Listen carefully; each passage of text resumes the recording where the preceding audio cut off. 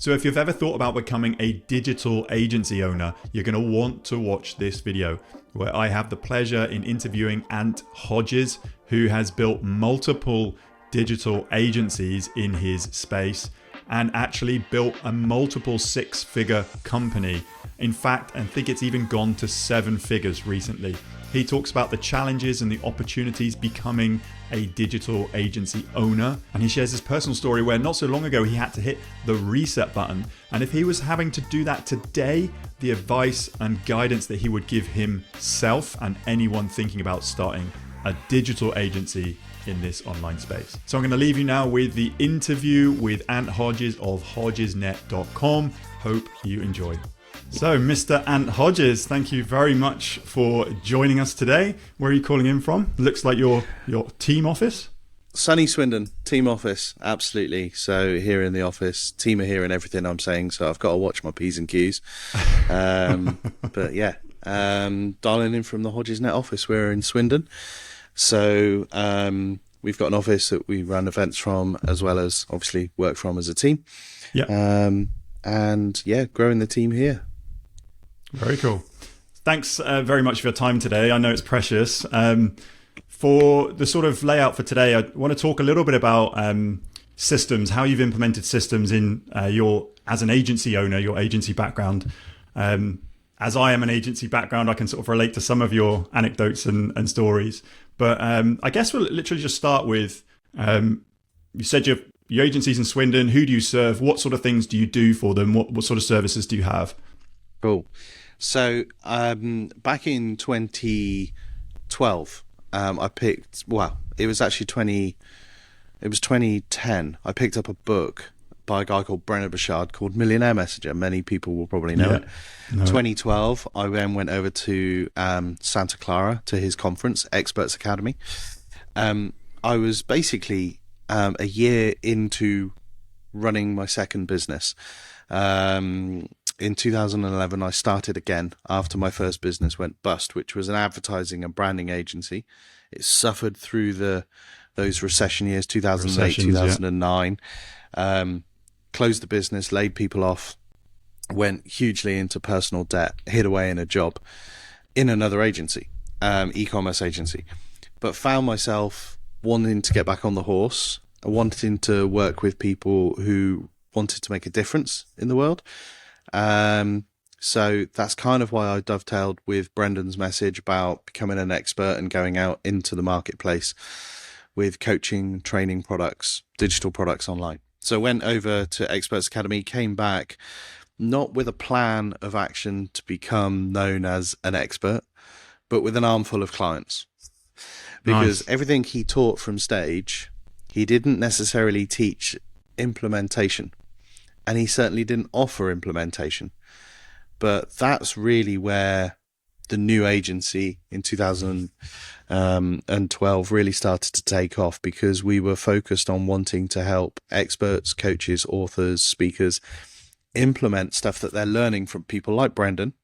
And then subsequently, I would do a program, I'd do, product launch formula with Jeff Walker, did BBD with James Wedmore, kind of did them all. Did a lot of training with Frank Kern, but the communities were just full of people who just wanted stuff done for them.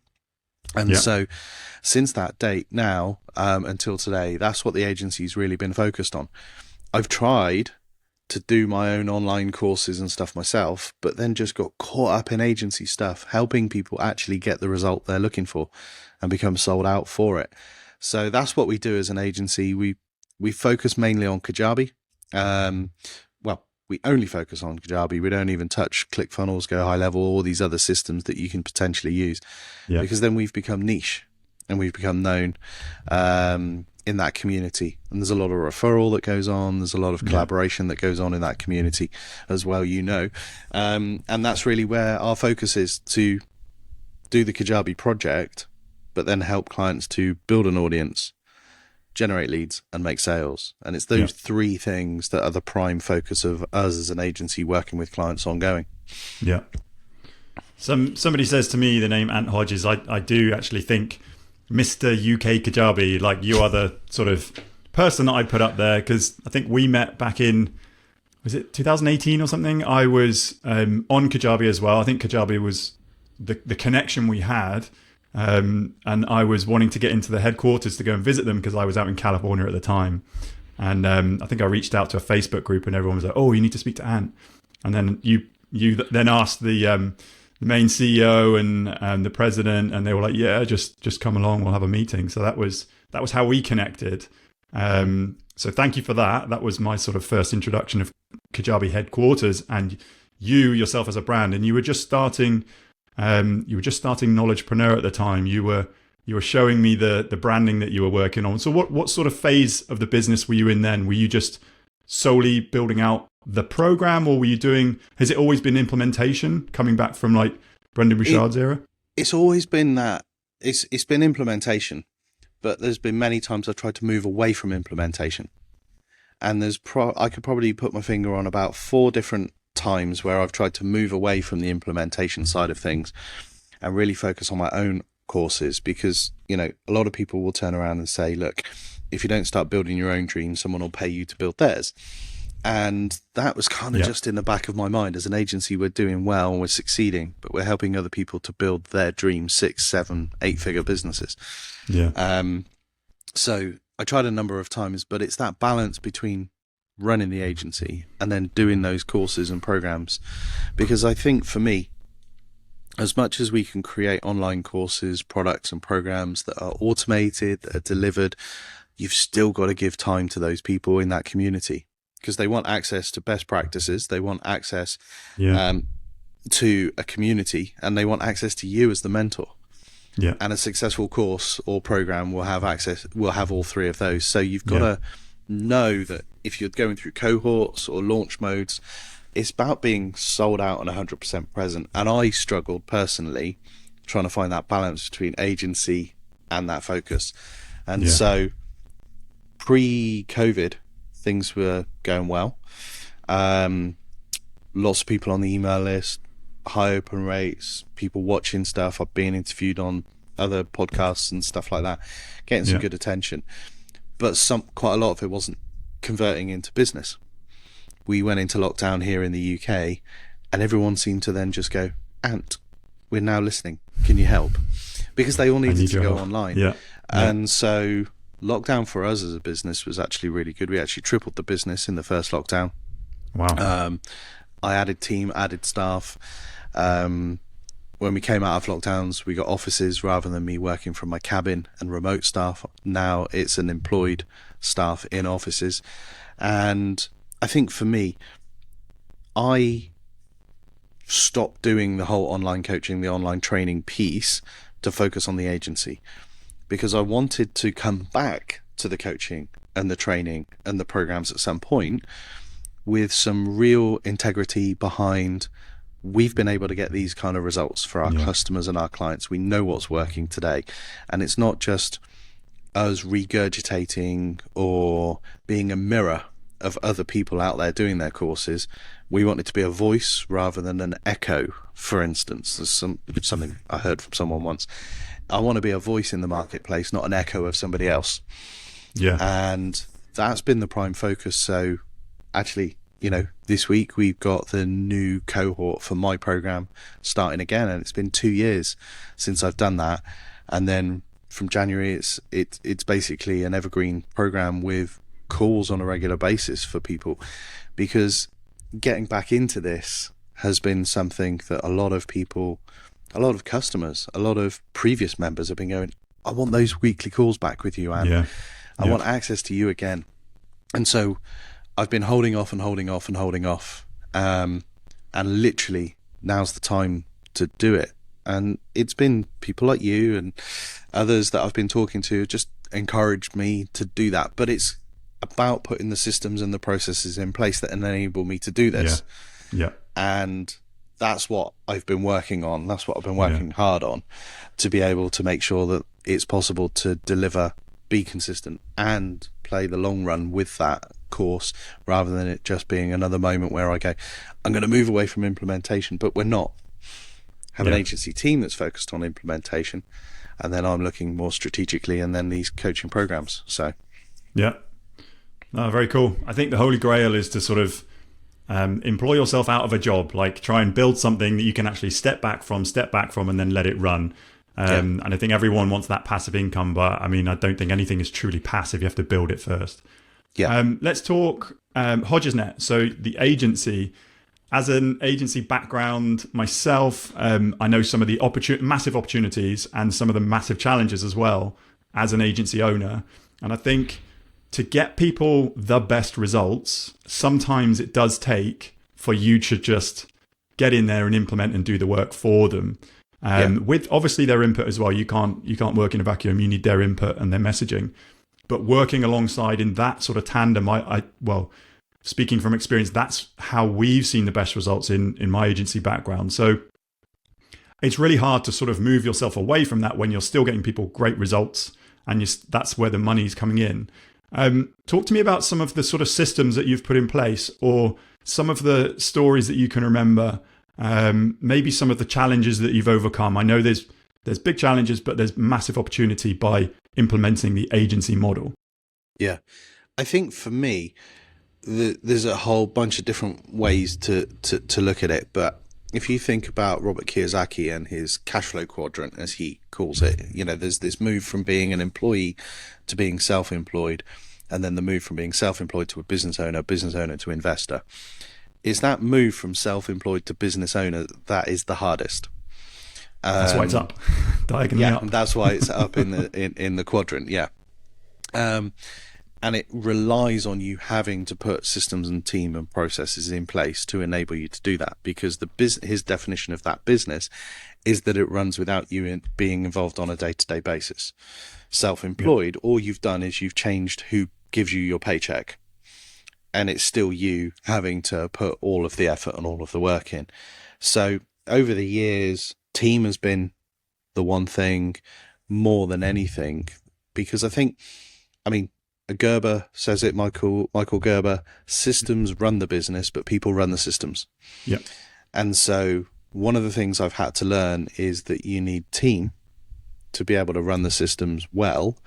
So you need to have the right people on the right bus. So when my first business went bust, that was a fully employed local team in one office. I hid away in a job for 2 years before I went back into doing agency stuff myself. And when I stepped in, it was the fear of employing people that led me to take a full virtual team. And so what I ended up with was a single team kind of manager based in the Philippines who had access to over 40 people within his business, who were all different types of VAs, designers, copywriters, webbies, all of that kind of stuff. And so I paid for a full-time equivalent headcount of 5 people, and that was my retainer with them, and that was my team. And it started really well. And then I think them as a company, they got extremely busy. Lots of people were taking on lots of new clients. Quality of communication, quality of work, speed of turnaround all started to drop. And it was a tough decision, but one of the things that I had to do was get over that fear of employing again. And actually I knew I needed a team. And so I bit the bullet, took my first employee on, and had this mixture of employee and virtual team, and then grew into full team. And so that's the first lesson that I really learned, was actually the mistakes of the first business weren't necessarily going to manifest in the new business if I employed people, but there was a fear that it would. I think the second thing is really just being clear on processes within the business, making sure that you've got stuff like SOP, standard operating procedures, documented on how you do things. So at least when someone picks up a document that explains how to do something, even on a bad day, they should be able to do it. Even if they're distracted, they should be able to follow that process. And so I think that's another system to put in that's really crucial. And then we can talk about other systems like sort of software and things. Stuff like Monday.com has been our bedrock for task management. Yeah.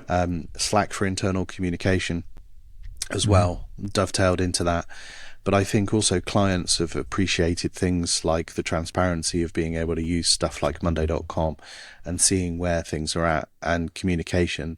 It also provides us an audit trail, with communication. If we say to a client, no, just communicate through Monday.com. If we say, well, we haven't received anything, well, did you put it on Monday?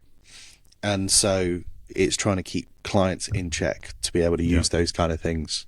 I think there's too many pieces of software and systems out there for agencies to think that there's a one size fits all, because I know a lot of people, for instance, will not necessarily advocate Monday.com. They might advocate Asana or whatever, or Trello. Yeah. It's whatever you get stuck into and define as a system and a process within your business that works for you. And don't get caught up in the shiny object syndrome. I mean, I had an accounting software for 11 years or 10 years within the business before we've moved over to a new accounting software, because it worked for us. There were limitations. There were certain things it couldn't do, which meant my bookkeeper had to do a whole bunch of manual tasks. Yeah. Now we've moved over to a new system that helps automate some of those tasks. It makes their life a little bit easier. But there wasn't a need to jump ship when this new shiny object appeared, because if it wasn't broken, don't try and fix it. Yeah, I think that's another sort of key takeaway for me. If you've got a system that's working in the business, just because there's a new thing doesn't mean you have to jump in. Yeah. Cool. So you talked, there's a lot to unpack there. Let's touch on, you talked about your first business, and then you sort of went and, what did you call it, shy away and work being employed for a couple of years, hid away. Yeah. What were the sort of, I'm sure there was lots going through your head, and you obviously weren't happy being employed and you wanted to start your next thing. What sort of lessons identified from your first business did you take forward when you actually started this second business? Because I talked to a lot of people and they love the idea of an online business or whatever business they want, but it's the fear of starting. So what sort of, what examples or what experience did you carry over to your next business that you actually took from your first, and sort of how that sort of improved the second business? I think number one, I recognized that I knew my stuff. That was the first thing. Yeah.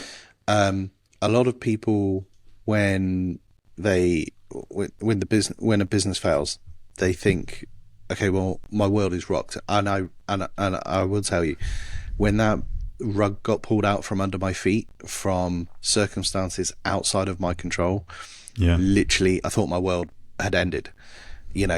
I'm putting all these hours in. I've put blood, sweat, and tears into a business partnership and a business, and these things then just didn't materialize in how I was expecting them to. And so I kind of felt at the time that I'd kind of lost a sense of who I was, because I remember when it all went under and I was sat there at home and I realized I didn't have many friends. And the friends that I did have weren't necessarily interested in spending a lot of time with me, because all I did when we did spend any time together was talk about the business. Talk about business stuff. Yeah. And that's where it was. And so one of the things that I had to really do is recognize who I was and find that kind of identity again for myself. Yeah, I was a husband, a father, a friend.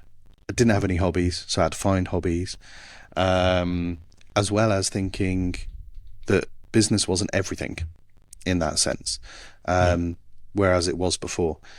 But I think, like I said at the start of the question, it's like I understood that I had knowledge, wisdom, and experience that I knew I could help other people with. So that was part of my identity as well. So that's the first thing that I really took forward. And actually, it was Brendan's book that actually kind of really just helped me to start to define what my story was in terms of my journey, the lessons that I'd learned, how I could really help people, and starting to package that together so that I could present it to the world enabled them to be able to see themselves in my story, so that they could go, okay, well, this guy has been through similar things that I'm going through right now. He's come out the other side, so therefore he must have a way of being able to show me. And so I think that's the first thing. It was a very personal thing for me.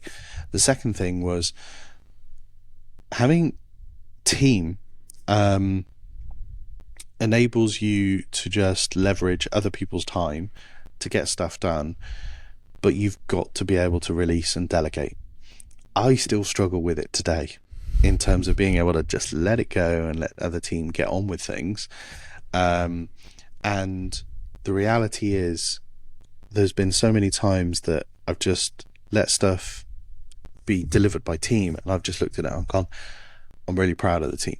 Really proud of the team. And that's been delivered amazingly.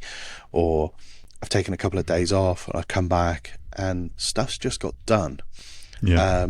And those feelings happen quite often because I think I'm still attached to a lot of the work in terms of I don't delegate enough.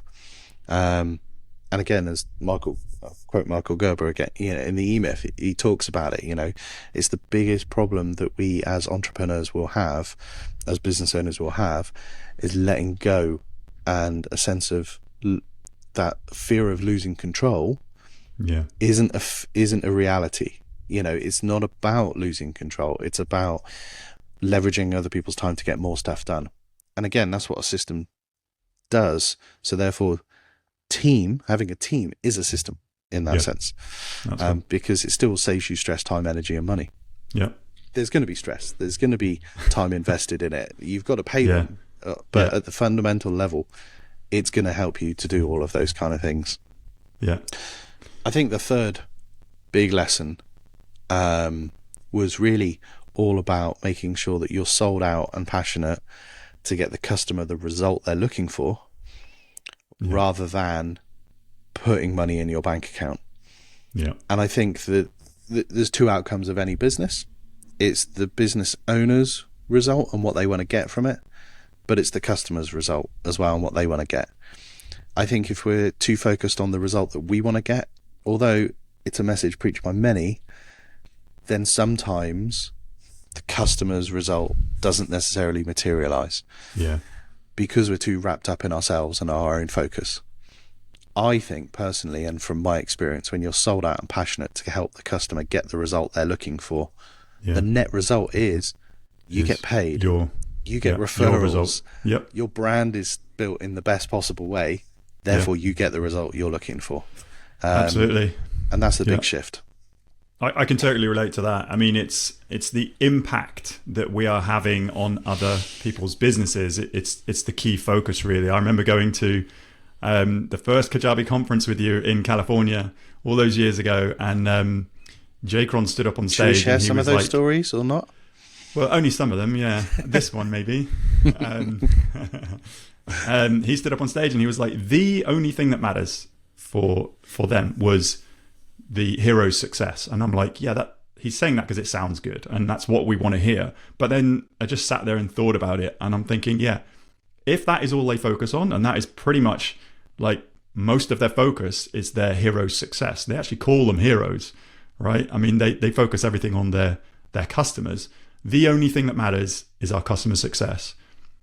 And that just knocks on to, if they get their customer success and they focus on that, their business will be successful inevitably. So that was a big thing for me. I was just like, okay, I can be on board with that. And that's exactly how, when you focus on the impact your business is having, it just sets you up for success as well. Absolutely. So let's talk a little bit about your program, your new program coming out. I'm just very conscious of your time, but just what's a bit of an overview of it? Is this the stuff that you've been pulling from the agency and then packaging as a program that you're going out to your audience? So I think as an agency, one of the things that we focused on is like the types of clients that we want to work with, that we can make the biggest impact for when we're doing done for you services. But there's also a whole bunch of stuff that people can do before they're even ready to become a client of ours. And it was actually looking at the many people that we're talking to, the many people that I spend time with, that I'm helping in online communities and all of that kind of stuff. Probably 95% of them aren't necessarily ready and right to become one of our clients, because, we've got a prerequisite of things such as, we know that the best route to market and the fastest route to market is through advertising for a proven offer. So if you're just starting out, not necessarily the best way to come in and start working with someone like us, because there's a huge investment that needs to be made. Yeah. So actually, what's the journey to help you get to a point where you could potentially be one of our customers and one of our clients? And it's actually just learning the stuff that we've got and the stuff that we do within the business so that you can actually start to implement it. And so you alluded to Knowledgepreneur, which was a program that I ran a few years back, which was kind of like a 9-part program that focused on a particular path and journey, from really getting clarity about who you are and what you're doing in the business and how you start to put together this knowledge-based business. And what I found within the program, and it comes back to the same old, there's people who will buy into a program, take stock and implement and get results. There'll be lots of people who buy into a program, watch stuff, don't do anything, don't get any result. And so I'm like, okay, if we go again with another program, it's got to be slightly different. So the focus on, dedicated coaching calls with me during the course of the program is massively important. A community where people can be accountable to one another, where there'll be, challenges and stuff like that we can throw out to see who's taking action and to obviously celebrate. But there's basically an 8-part framework that we start with clarity, to make sure that we're really clear on who you are, what you're doing, who you're serving. Then we actually dive straight into product creation, because there's a lot of people who think they know how to create an online course or an online product or an online program, but actually putting together a shape of something that works and the different types of products that you could create that aren't necessarily a course or a program is important. We look at creating the offer. How do you position the offer for what you've just created? And then I teach my selling without selling methodology, which is really conversational selling. And if it's kind of, we're working backwards. We're starting with the end in mind in terms of the product that we want to create. Because if we've got clarity over who we want to serve, and we understand their pain points, their challenges, we understand their goals and their aspirations, if we've worked with them long enough and we're an expert in this, we should be able to create something. And I'm on the fence very firmly of create the product and sell it. Whereas I know there's strategies that work for other people who will say, sell it before you make it. Either strategy is not right or wrong to just be the best thing, or, the thing that you should avoid. But I'm very firmly on the fence of, if you understand your customer well enough, you should be able to create version 1.0 and go to market. Minimal viable product. Then we talk about marketing, systems and automation, team, and planning. So we finished the program with a 90-day strategy plan. So the idea being that they'll walk through it, they'll have access to the materials, they'll have access to the community, they'll have access to coaching calls with me. So it's called Six Figure Expert Business, and hodgesnet.com as our agency website. We'll be featuring it. There's a closed cohort that we're going through right now, and then we open it again for evergreen so that the product is there. We're doing the closed cohort once a year, which is basically just a little bit more access to me, but the evergreen model still has access to regular calls, but not as regular in that sense. So it's almost, the cohort is almost like a mini mastermind for that short sort of 12-week period. And it's an exciting time to really get back on the horse of this, because it's something I've enjoyed in the past. And it's something I know people are going to take some huge value from again. So very cool. Now I was going to ask, like, where can people find you? You mentioned Hodges, HodgesNet. HodgesNet.com is the agency website, and that's got links to stuff. But AntHodges.com is my main site. But I'm an Instagrammer. Okay. That's my main sort of platform. Team are dragging me. All my team are under the age of 30, and they're all dragging me, kicking and screaming into different things. But it is important to be on. They're all laughing behind. Yeah. It is important to be on as many platforms as we can be, because our users and our audience will silo their activity. Yeah. So if I stick only on one platform, I'm missing out on the opportunities of just being visible on other platforms where I know my target audience is. I might not play on those platforms myself. So Ant Hodges on TikTok is going to be growing as well. And I myself will be launching a proper planned podcast. I've tried it a few times in the past, but again, it's down to systems, it's down to planning, it's down to making it happen. And because I didn't have that in the past, and I didn't have team to help me to do that because I was so busy with the work, those all fell by the wayside. And so it's the entrepreneurial trap of trying to do too many things at once. But when you put the systems and processes in place, it will be going. So, just Google Ant Hodges on any platform and you'll probably find me. Perfect. Talking about planning, this is probably due to go out in November. So hopefully you'll see it going live then. I'll share this to you.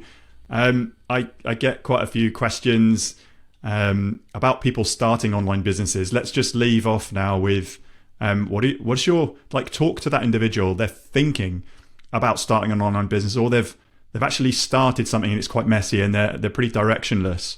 Can you sort of distill any advice to give them? Because a lot of people just say, just start. A lot of people say, just jump and the net will appear. Like, what is the actual true? You've built multiple businesses now, multiple six figures, I think 7 figures now. What is your sort of takeaway in terms of, if you were to start all over again, like blank canvas, what would you be thinking of, and what would you be doing? If you've just started and things are a mess, just take some time out to step away from the business and ask yourself a number of questions.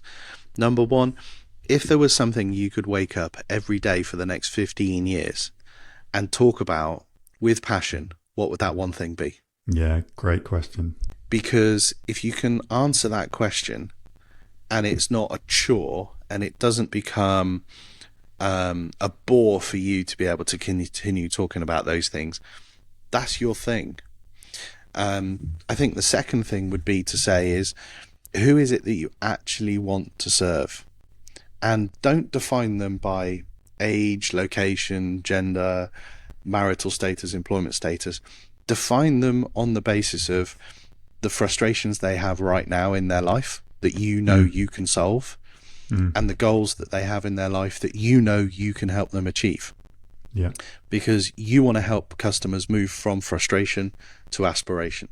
All you have to do is define a framework, a path, or a roadmap that helps them to move from that to that. Yeah. So if you've got your topic that you could talk about for the next 15 years, and you know the problems that you can solve and the aspirations that you can help people achieve, define that framework. Then step back into the business and go, is my business aligned with this? Have I got products? Have I got programs? Am I producing content? Have I got the time? Am I spending time having the right conversations to help people to do this?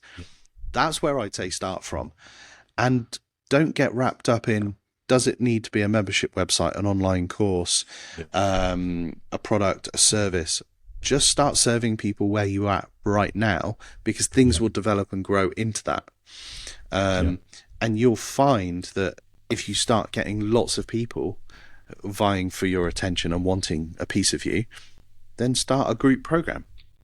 If it's just ones or twos every now and again, work with them on one-on-one until you kind of refined and got a level of success. And then start documenting your knowledge along that path, and what you're actually saying. Because as you start serving people, you can go, okay, well, that's that first step, and I took that client through those things. These are the things that I said. You document that, you've got it for later. Help customers go through the entire process. Yeah. And once you've documented along your journey, you've then got things you've got information, you've got stuff ready for online courses, for books, for programs. You've just got to do it yourself. And rather than, I think, going right back to the start of the conversation, choose to be a voice in the marketplace rather than an echo of somebody else. Just because somebody else is doing it doesn't mean you have to copy them. If you want to serve the same audience, find a way in which your voice can be different and unique in that marketplace. Very sound advice. Thank you very much. And I'll let you go back to your team. I know that you've got a busy day planned ahead. Cool. And you've got a live event happening this Friday. So I'll be actually seeing you in 3D, as I like to call it. 3D people. Yeah. Thanks so much. Appreciate your time and your words of wisdom. And see you on Friday. See you soon. All right. That's great. Take care. Bye. So that's it. Hopefully you found this interview helpful. And if you are thinking about becoming a digital agency owner, you've got some insights for someone that's actually done it multiple times. But if you're still on the fence about what type of business model that you can actually create in the world, I've actually put together a free online workshop, and it walks and talks you through how I would start again if I hit the reset button, and how you can actually grow a business and actually earn your first $1,000 of online revenue. Head to timpeakman.com/workshop and get on-demand access today. And I can't wait to see you on another video soon.